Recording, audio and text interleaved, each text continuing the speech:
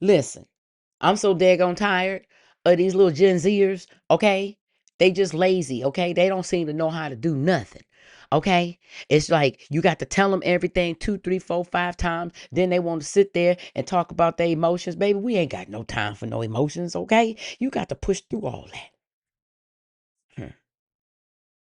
Yeah, we talk about the young people a lot. So let's talk about you.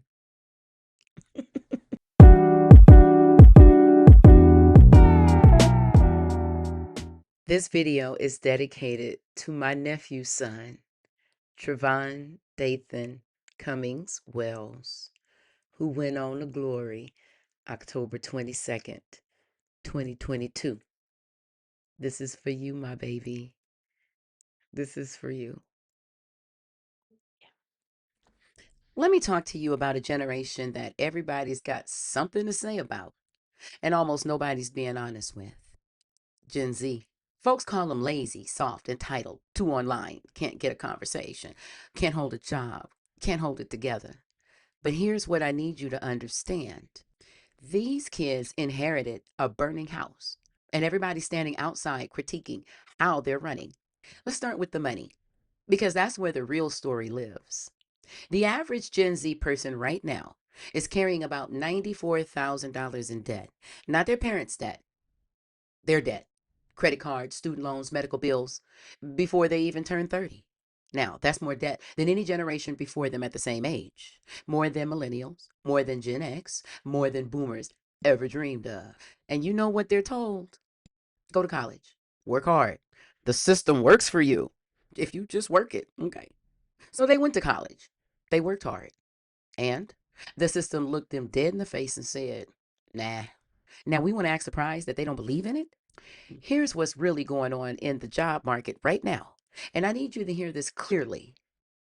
Young black Gen Zers, they're not just dealing with a bad economy, they're dealing with a bad economy on top of a hiring system that was never designed to see them fully.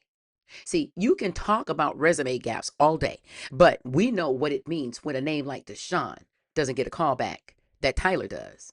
Same qualifications, same GPA, same school.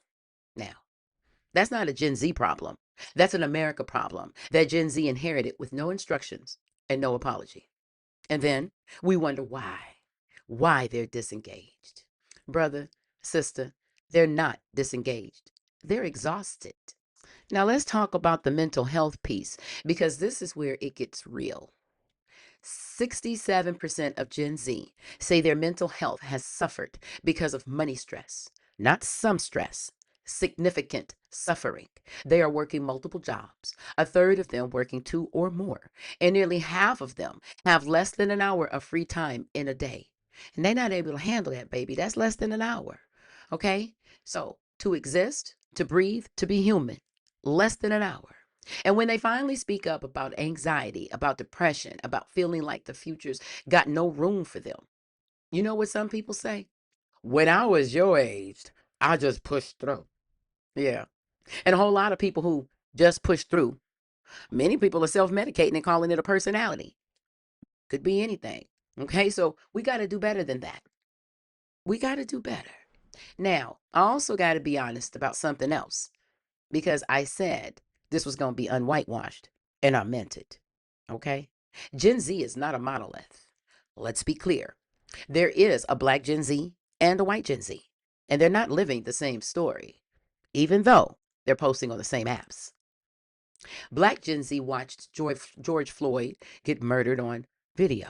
They watched Breonna Taylor, Ahmaud Arbery. They grew up with their parents giving them the talk. You know the one. And then watching the news confirm every word of it.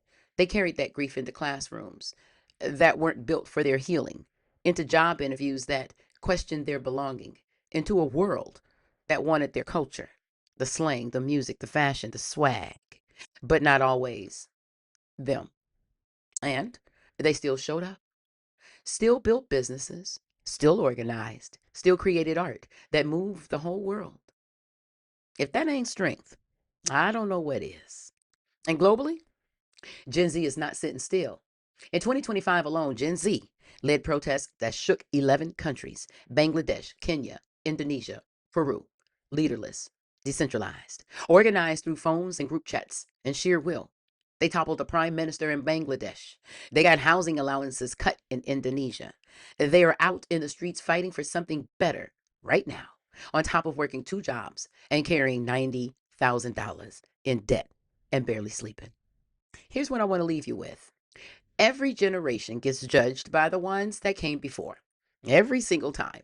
Boomers thought millennials were weak or thought Gen X was weak. Actually, Gen X think everybody after them was coddled. True. And now we're doing it again. Yeah, I've been one of those people. But this time the stakes are higher and the world is hotter. The jobs are scarcer. The costs are higher. The loneliness is deeper. The information and the misinformation is louder than it's ever been in human history. They don't know how to navigate through this. It's rough. And these young people are navigating all of that in real time, in public, on camera, being graded by strangers on the internet every single day of their lives. So the least we can do, the absolute least, is tell the truth about what they're up against. Not to excuse them, not to pity them, but to see them. Because a generation that has been unseen, like us Gen Xers, underpaid, overstressed, and underestimated, and is still fighting, you're like us Gen Xers, okay? That's not the problem. That's not the problem generation. It's really not. It's really not. That's a generation that's been failed. And it's true. And Gen X is part of that. And it's not too late to do something about that. All of us, this is called relinking the chain between boomers, Gen X, Gen Z, and everybody else. So now you know what you do with it. Now that's on you because they say when you know better, you do better, right? So let's just see how these things go. All right. I believe in us. I believe in us. It's all about healing right now. So, the 92, I think I'm talking to us specifically. Yeah, let us look at things a little bit different. It's gonna be it's a little challenging because you know we don't always understand, and they don't always know how to explain it. But hopefully, this video helps just a bit. At least get the conversation started. Okay, well, everybody, my name is Larissa. I'm indeed the People's Reporter.